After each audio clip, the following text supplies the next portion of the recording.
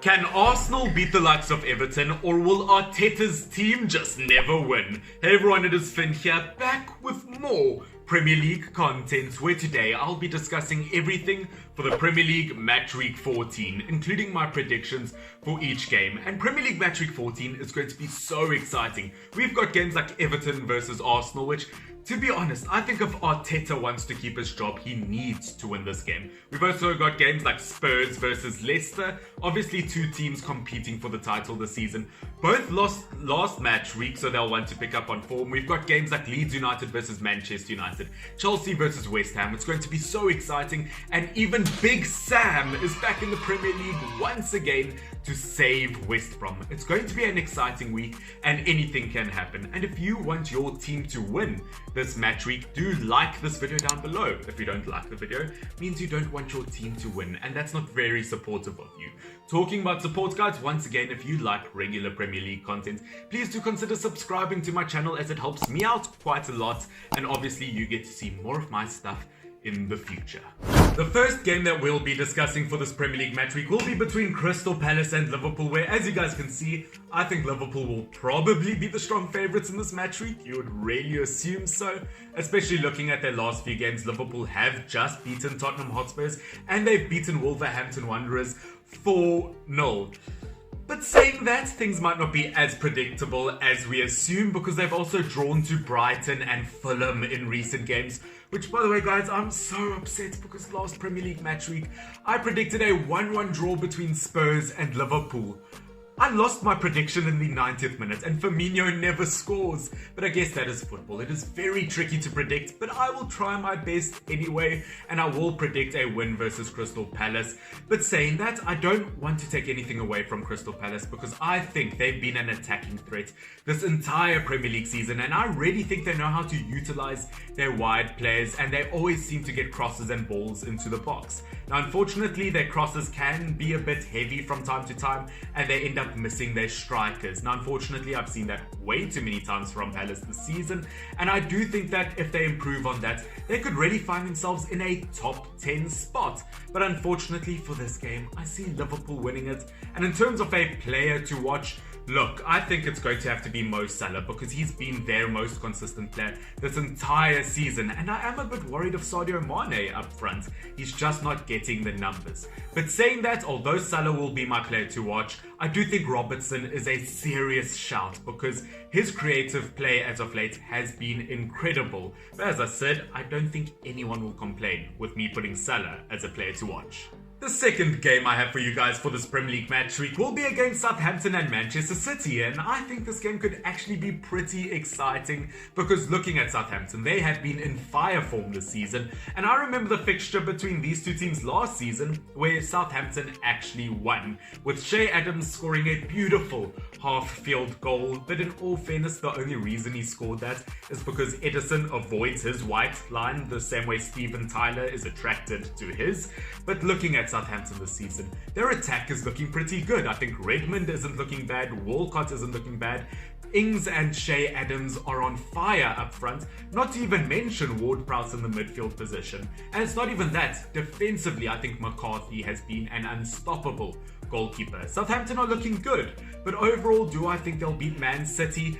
Unfortunately, I do not. Once again, I just see so much more quality in this Man City team. And yes, I know I say this every week, that eventually they have to turn it around, but it has to happen eventually, right? I mean, yes, I know they just drew 1-1 to West Brom, but at least they scored both goals in that game. I don't know, man. My problem with Man City this season is looking at that West Brom game and that Manchester United game, they just waste too many chances up front, and when they get a shot at goal, it goes straight at the goalkeeper. And I've seen that throughout this entire season, but I do think they will be able to capitalize versus Southampton. And in terms of a player to watch, once again have to go for Kevin De Bruyne. In my opinion, the best midfielder in the world, Mr. Reliable when it comes to set pieces or even open play. He is not looking bad this season, so I will make him my player to watch. Which, by the way, guys, I want to ask you to put down in the comment section down below who your three midfielders you would put for the team of the year would be. I mean, I would personally put Kevin De Bruyne in there, but I want to hear who your three midfielders are. Doesn't have to be Premier League, can be the entire world. I'm interested to see what you guys say. Everton versus Arsenal is next, and Arsenal, I'm sorry, I can't see you guys winning against Everton. You guys have more red cards than Jose Mourinho has grey hairs on his head. What is this? It's just not happening in my opinion, to be honest, especially after Everton's 2-0 win display versus Leicester City, where attacking wise they had shot after shot after shot, and midfield wise they dominated the game. Doucouré, my man of the match, bossed the midfield. Centre-back wise, Holgate and Michael Keane looked superb. Putting Olsen in the goalkeeper position was a terrific decision. That whole Everton team looked very good in that game. Yes, they've had a few sloppy performances this season, but versus Arsenal, who have just celebrated a 1-1 draw versus Southampton, it is not looking good. I mean, what is wrong with Aubameyang in the striker position? He's just scored his first goal from open play since Fulham, and he's gone to tweet this on Twitter. I mean, Aubameyang, Kurt Zouma has more goals than you this Premier League season. The same amount of goals as you if you count your own goal versus Burnley. I would shut up if I was you. I mean, Arsenal just is not looking good. I can't see them getting a win versus Everton because looking at Arsenal, when it comes to their attack up front, unfortunately this season, when the ball gets into the box and when they get across into the box or they have the ball there, they just waste their chances. They don't look at nets, they don't think about their shots, they just spray and pray. They have to be more tactical with what they do in the box, in my opinion. They have to be smarter in what they do, because at the moment they are just panicking, in my opinion. And defensively, I don't think Arsenal will do a solid job versus Everton, because looking at Arsenal, Gabriel now has a red card. Add him to the list of Arsenal players with a red card. So without their best centre-back at the moment, I don't think they stand a chance. And in terms of a player to watch, I would love to say Calvert-Lewin again, but I'm going to go for Richarlison just because of how good he looked versus Leicester City. I guess this is probably the last time we're going to see Arteta managing Arsenal, to be honest. So I'm going to say in advance, goodbye. Newcastle United versus Fulham is next, and as you guys can see, I have Fulham to win this one because in my opinion they've been performing really well as of late. And I'm not going to lie to you guys, initially I had Newcastle United winning this one, but to be honest, that 5-2 loss to Leeds United really tilted the scale for me. And especially looking at Fulham, I have a lot of faith in their ability, because in their last few games they've picked up points here and there and they have not been looking too bad. My only concern against Newcastle United is the form that Wilson is in. He really can score quite a few goals this season. He's picked up a good goal here and there. He's looking very clinical for them, even getting an assist or two. To be honest, I think Wilson is a 15 goal a season kind of striker, which for Newcastle United is all they need. He is looking very good. But versus Fulham, I think Fulham will win, because one thing I've realized about both these teams this season is Newcastle United, towards the end of the goal, they really slack off in the last 15 to 20 minutes, and that is where they concede a lot of their goals. Where if you look at Fulham, they actually pick up in the last 20 minutes of their game. So looking at those two contrasts, I really do favour Fulham. And in terms of a player to watch, as I said, I could have gone for Wilson, but I'm actually going to go for Lookman. Obviously, he's going to be in the winning team in my opinion, and his performances as of late have been incredible. He's very good on the ball. Obviously, he's played for some top teams like Everton and RB Leipzig. I think that he'll be a superstar in a game like this. Next up, ladies and gentlemen, we have a bit of a funny match, as it is Brighton versus Sheffield United. And as you guys can see, I have given Sheffield United their first win of the Premier League season. And by the way, guys, this is filmed before the Sheffield United-Manchester United game. So I'm assuming Sheffield United lost that game. And Manchester United, if you don't beat Sheffield United, I will be so upset. But as I said, I've given Sheffield United the win. Now, yes, I am aware that Brighton is the better team in this fixture overall, but I have to say, I think, why can I not fix this camera? I have to say, I think Sheffield United have been playing really well as of late. I think they put good plays together, but they just have struggled in the final third, unfortunately. But you know what? They've been playing really well together, and I can see them getting a result versus Brighton. Now the big problem is who should be the player to watch. Now that is what I'm struggling with, but I have gone for McBurney because although his numbers obviously aren't incredible, I've seen him take one or two good shots this Premier League season, and I think if any man could do it versus Brighton, it would either be him or McGoldridge. I don't know, going to be interesting to see, but hopefully Sheffield United can pick up a win and start getting traction in terms of form. Ladies and gentlemen, it is time to talk about the big game of this Premier League match week. Tottenham Hotspurs versus Leicester City. And talking about big things, oh no, that doesn't sound right. But talking about big things, it would be a massive help if you guys hit that thumbs up / like button down below, because when you hit that thumbs up button, it helps my channel out so much. So I would really appreciate it. But talking about the game, Tottenham Hotspurs versus Leicester City, or talking about the focal points, Harry Kane versus Jamie Vardy. You know, I still can't believe they used to be teammates with each other at club level. Can you imagine how well they would work off each other today, especially with Son on the wing? Ooh, it would be unstoppable. But today, we don't talk about them as teammates, we talk about them as rivals. And I think there's potential to be a lot of goals in a fixture like this. But talking about them as rivals, I think Harry Kane's Tottenham Hotspurs will beat Jamie Vardy's Leicester City, because looking at Spurs, I just think they've been incredible throughout this entire season.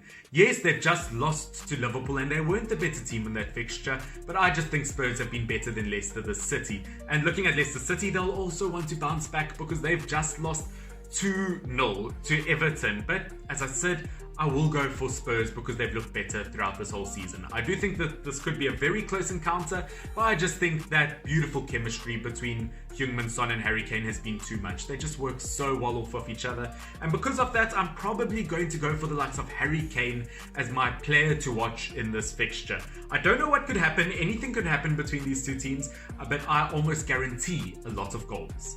Manchester United versus Leeds United is next, and it is a old Premier League classic, and it could be a beautiful game to watch potentially. And as you guys can see, I have given Manchester United a win, and please don't forget that this is before the Manchester United versus Sheffield United game, which Manchester United, just please don't lose to Sheffield United. I'll be so upset. But I really like Manchester United's chances versus Leeds United. Yes, Leeds United just got a huge win versus Newcastle United. But looking at Leeds, they are so poor when it comes to defending wide attacking play. And as you can see, I'm playing on screen that clip versus Chelsea, where they conceded 3 goals from a wide position. They really struggle with that. And as of late, Manchester United has been really good with wide attack. And because of that, I will put Marcus Rashford as my player to watch in this fixture, because he can be really tricky to obviously tackle, he can be really tricky to stop, he's very skillful on the ball, and I think he could play a really crucial role in a game like this. And as I did say, Manchester United, please don't lose anyone big in a game like this, and just don't lose to Sheffield United. But you know what, Manchester United versus Leeds United, I think it could potentially be a very, very close game. Especially, I would like to see what Bamford can do versus the Manchester United defence. Although I will say Manchester United's defence has stepped up as of late, there are a lot of really good attacking players at Leeds United. I think it'll be a close one, and I can definitely say that no teams will leave with a clean sheet. Third last game of this Premier League match week, which, by the way, guys, don't forget that if you are not subscribed and you have enjoyed up until this point, so please do consider subscribing. But it is West Brom versus Aston Villa, and yes, Big Sam is back in the Premier League to save West Brom. I mean, he's just so notorious for saving teams from the relegation zone. I mean, he's like the Ghostbusters of football. You're going to get relegated, who you going to call? Big Sam. I can't wait to see what he does with this West Brom team, but unfortunately in a fixture like this, I do think Aston Villa will get the win, because once again, we've seen very solid performances throughout the season from them. But this is recorded before the Aston Villa Burnley game, so I don't know what will happen in that fixture. But just as I said, total quality of the team at Aston Villa, I expect them to get a win. I can expect quite a comfortable win, and in terms of a player to watch, I mean, look, defensively, I think Martinez has been an excellent goalkeeper. I think Barkley in the midfield can make a difference. Obviously, Jack Grealish. But the player I'll go for is Ollie Watkins, because against a really bad, sloppy defense, I think Ollie Watkins will definitely capitalize, and I think he could probably get 2 goals in a game like this. I don't know what's going to happen in this game, but I'm just excited to see my boy, Big Sam. We now get to our second last game of this Premier League match week, which will be between Burnley and Wolverhampton Wanderers. Now, this has potential to be a very close game, as both teams are very defensive. Now, looking at Burnley, yes, they did just beat Arsenal, but it was by an own goal, and it is so sad to think that Aubameyang is the second top scorer for Burnley so far this season. And as I said, it's hard to predict with Burnley, as this is before the Aston Villa game. But you know what? I'm going to have to use some sort of time travel to figure out what happens in that game. what happens between Burnley and Aston Villa. I don't know, I'm only from 5 minutes in the future. Oh, looking at both of these teams, I don't know. Burnley overall, despite what happens versus Aston Villa, they just don't have enough attacking threat once again, and I can't see them without that attacking threat versus a team like Wolves, which once again, without Jimenez, they might struggle to attack past the likes of Burnley, especially with Nick Pope's current form. But I do think Wolves will get a win, especially after their performance versus Chelsea. They played pretty well overall, and in terms of a player to watch, I will go for Podence. Because Podence, I won't lie, I didn't know who he was in the beginning of the season, but he has made a serious name for himself, and he's had some spectacular performances, especially versus Chelsea, and I think he'll do it again versus Burnley. Now, unfortunately, ladies and gentlemen, we have reached our last game of this Premier League match. I know, don't cry. It will be okay, and it is going to be a great game between two really top London teams this season. Chelsea versus West Ham. Now, look, Chelsea, as you can see, I have predicted to get a win in this because attacking-wise, I think they've been brilliant this season. Yes, I know they've just lost to the likes of Wolverhampton Wanderers, and to be honest, in their last 2 games, they've dropped points because of Mendy mistakes. But you know what, besides that, I do have to say, overall this season, they've been very impressive, especially on the attack. I mean, you can see the highlights on screen, how impressive their attack can be from time to time. They can be unstoppable on their day, and versus West Ham United, I do think they will get the win. Saying that, I really would not be surprised if West Ham United got a win in this, because as I've been saying, they've been consistent throughout this entire Premier League season, and Halle just got the most incredible goal ever versus Crystal Palace. I don't know, I think West Ham United are on top form. I wouldn't be surprised if they ended up getting a win. It's just due to Chelsea's attacking ability that I've given them a win in this. And in terms of a player to watch, I'm probably going to go for Olivier Giroud. Beginning of season, I would have put him down as the 3rd choice striker. But looking at him now, I would actually put him at number 1. He's probably the best French striker at Chelsea after the likes of Kurt Zouma. But you know what, he will be my player to watch. And another good shout would be Christian Pulisic, because ever since he's come back from injury, he has looked unstoppable. I don't know, as I said, there's a lot of really good attacking options at Chelsea. There you go, all you beautiful people. That will be the end of my predictions for the Premier League Matchweek 14. As I said, there are some big games and big things that could happen in the Premier League Matchweek 14. Once again, if you are not subscribed, please do consider doing so that you can catch more of my videos in the future, because I'd love to see you in future videos. Also, don't forget to put your predictions down below if you would like to do that. Once again, guys, I hope that you all have an awesome day. I hope you enjoy Premier League Matchweek 14. It is so close to Christmas, and you guys as subscribers are the best gifts of all. That's why I would like more of you. Have a good one. Finn, FYNN, love and appreciate every single one. Goodbye.